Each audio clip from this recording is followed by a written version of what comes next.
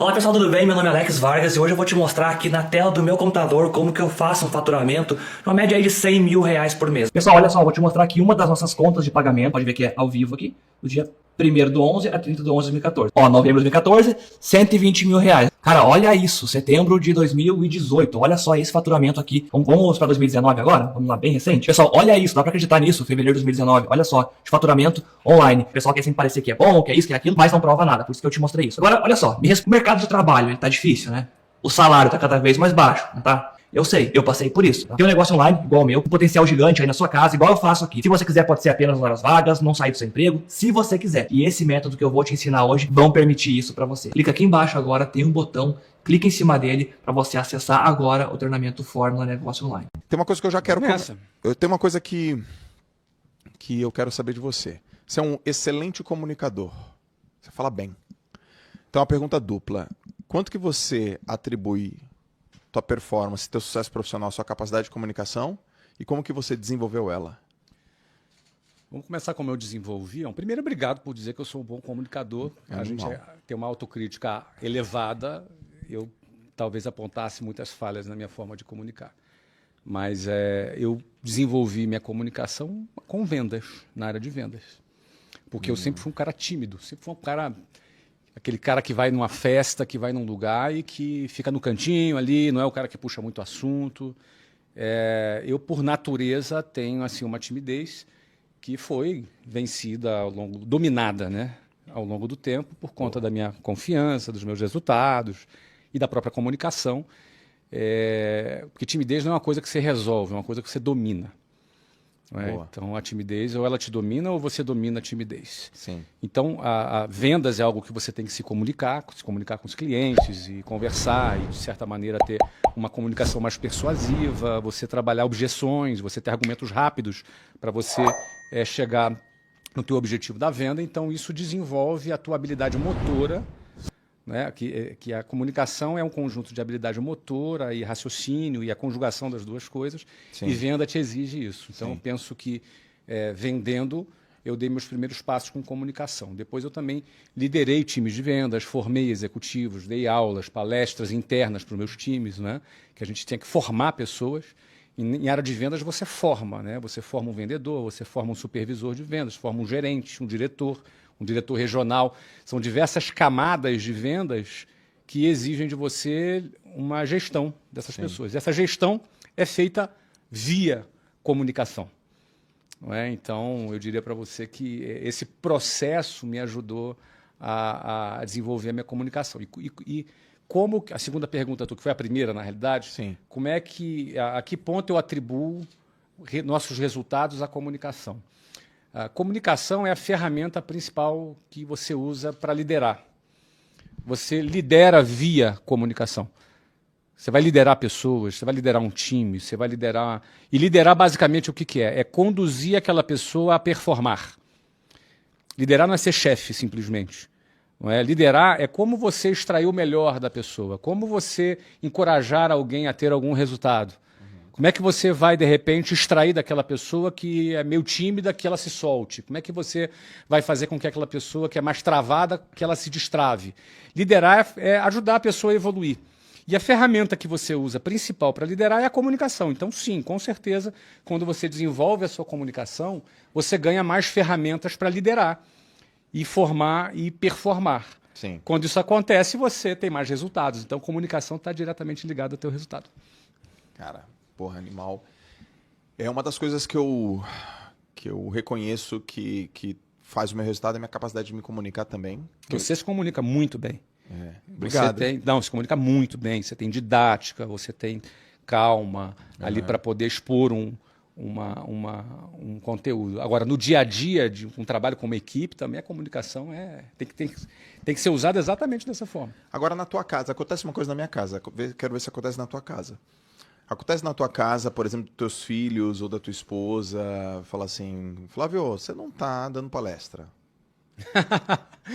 Já aconteceu, Joel. Você aprende com o tempo a dar palestra sem a pessoa perceber que está dando palestra, entendeu? É uma técnica mais avançada, entendeu? Quando você está começando, você dá a palestra e fica, pô, cara, para de palestra, meu filho. Você tá Sim. pensando que isso aqui é a palestra? Sim. Aí quando você evolui, você dá sem parecer que é, entendeu? Cara, direto minha esposa fala, pô, isso aqui não é uma mentoria, eu não sou seus alunos. Entendi. Eu não sou... Você não tá numa live. Pô, cara, você é meu marido. E tipo... Depois eu te dou uns toques, então. Então, não, você me dá uns toques. Meus filhos ainda não têm a... Não percebe ainda, né? Ainda não percebe ainda, mas eu chego lá e falo, ó, moleque, é assim, tal, desse jeito, você vai ser incrível e tal. Umas palestrinhas. Não, eu tive uma empresa antes de estar aqui no grupo, tinha um grupo de pessoas que trabalhavam comigo que eles me chamavam de palestrinha. Uhum, é uma... Chama até hoje, né? Aquela risada ali, ó, é de quem... É um termo pejorativo pro chaveco ali, né? Pra palestrinha. Não, os caras falam, lá vem o Joel dar uma palestrinha. Ah, entendi. Lá vem o Joel dar uma palestrinha. Ele tá achando que tá falando com os caras e tal. Putz, meu, caraca. Flavião, e eu quero saber uma questão que você falou na live, que foi uma resposta que eu não estava esperando, né? Por que você teve tanta energia para buscar tantos resultados e por que você teve tanta energia para ser um empresário, um empreendedor de sucesso? Eu não estava esperando aquela resposta que você falou assim, o amor pela minha esposa. Cara, eu não estava esperando aquilo, né? Eu não sei se a turma estava esperando aquilo, mas eu não estava esperando aquilo. E você pode falar de novo aqui, porque talvez tenha pessoas que não assistiram a live, e eu queria que você explique, porque agora nesse podcast vai ficar para sempre o teu motor, né? O teu punch, o teu motor primário para você realmente dar certo na vida. Você falou que eu queria casar e era o amor pela minha esposa. Que você está casado há quanto tempo mesmo? Vou fazer 30 anos. Antes de você dar a resposta, qual é o segredo para ficar 30 anos casado, cara? Como é que faz? Tipo, você tem Você já tá quantos anos? 8. Você tá no caminho, cara. Tá se comportando bem? Sim. Tá tratando ela bem? Respeito. Do jeito que ela merece? Do jeito que ela merece? Olha, muito melhor do que ela... Olha, Lalas, não tenho nada com isso, tá? Muito melhor do que ela merece. Cara, respeito, parceria, amizade, conversa. Só plano A. Tem plano B? Tem plano B. É isso e fim. Entendeu? Na minha cabeça, né? Mas é porque eu gosto de fazer essa pergunta. Mas aí no meio da resposta você Então, adiciona. mas o que acontece, Joel? Eu acredito que a gente escolhe o nosso propósito, o nosso objetivo, e esse propósito ele vai mudando ao longo do tempo. Algumas fases da nossa vida, ele tem motores diferentes. Então, por exemplo, nessa primeira fase, eu morava com meus pais, estava prestes a começar a faculdade e não tinha nenhum plano para trabalhar. Eu tinha 18 anos quando eu passei na faculdade, eu ia fazer ciência da computação, eu tinha passado para a Unicamp aqui em Campinas e deixei de ir por causa da Luciana, que eu estava namorando com ela. Ia fazer UF Universidade Federal Fluminense, no segundo semestre. E naquele ato, depois que eu terminei o ensino médio e faltavam 6 meses para eu começar na faculdade, eu comecei a me dar conta que precisava ganhar algum dinheiro. Porque assim, eu tinha 18 anos, na minha cabeça era assim, eu vou estudar, depois eu vou trabalhar. Não está pensando em trabalhar com 18 anos. Ia começar uma faculdade federal de manhã. Sim. Ou seja, quem vai estudar de manhã, o foco dele está 100% em estudar. Como é levar uns 8 meses, porque assim, em agosto, começaria no segundo semestre a minha faculdade, naquele período, eu preciso ganhar algum dinheiro. Nunca tinha parado para pensar nisso. Era muito naquela... Comecei a trabalhar tarde, inclusive, né? Mas meu foco não estava aí. E naquele momento ali que eu comecei... Ou seja, por que eu pensei em ganhar um primeiro dinheiro? Porque eu estava ali namorando com a Luciana e queria ter alguma autonomia com a Luciana, sair, passear, comprar um presente. Ou seja, estava naquela... Eu não ia ficar pedindo dinheiro para o meu pai. Até porque eu estava com a moral baixa. Tinha acabado de ser expulso da Marinha. Você imagina? Aí, coitado, meu pai não tinha... Minha mãe não tinha condição de ficar bancando meu namoro. A gente era de classe média baixa, então tinha cabimento. Então, você vê o que faz uma mulher na vida de um homem. Né? A primeira vez que eu pensei em ganhar dinheiro foi porque eu estava namorando com a Luciana. Legal. Só que daí, nesse período, nesse intervalo, eu casualmente fui trabalhar, atender um anúncio de emprego, uma entrevista de emprego, num curso de inglês para vendedor. E a minha intenção era só ter uma experiência, entendeu? Só ter uma rápida experiência. Nunca tinha, quero saber como é que é uma entrevista de emprego. Eu não queria nem... Eu ia fazer faculdade. Não estava nos meus planos de trabalhar. Sim. Tanto que na entrevista a pessoa me perguntou quais eram os meus planos, eu falei. Não, eu quero só ter uma experiência, em agosto eu começo a faculdade. Resposta idiota, né? Quem que vai ser contratado? Eu acho até que eu fui ali escolhido por engano, sabe? Porque o cara do meu lado deu uma resposta bacana e ela mandou ele embora e eu fiquei. Eu fiquei assim, opa, não é? Porque... Só que eu fui lá participar do processo seletivo. Quando eu fui aprovado finalmente, fui trabalhar nessa empresa, lá tinha um plano de carreira. Tá. E aquilo me cativou. Porque eu estava apaixonado pela Luciana, eu tinha 19 já aí, Luciana tinha 15, ia fazer 16 em julho, isso era fevereiro de 91. E daí o que acontece? Eu começo a trabalhar e o motor que me moveu foi querer me casar com a Luciana.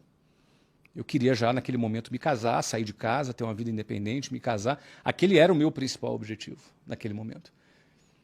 É óbvio que em dezembro de 92, quando eu me casei, esse objetivo foi cumprido. Sim, eu me casei em dezembro de 92. Me casei 1 ano e meio depois. Eu tinha 20 anos de idade. E ela tinha 17. E ela não estava grávida, como muita gente achava. Sim. Então pode ser. Ou esse cara é maluco ou ela está grávida. Sim. Tá, eu era maluco. Casei com 20 e ela 17. Então, aí a gente cumpriu esse meu primeiro objetivo foi cumprido. Então, ou seja, aquilo que me moveu naquele primeiro momento já não foi o que me moveu num segundo momento. Eu tive que renovar o meu objetivo, renovar por que eu trabalhava, qual era a minha finalidade. Você vê que as nossas metas, os nossos propósitos, eles vão mudando ao longo da nossa vida.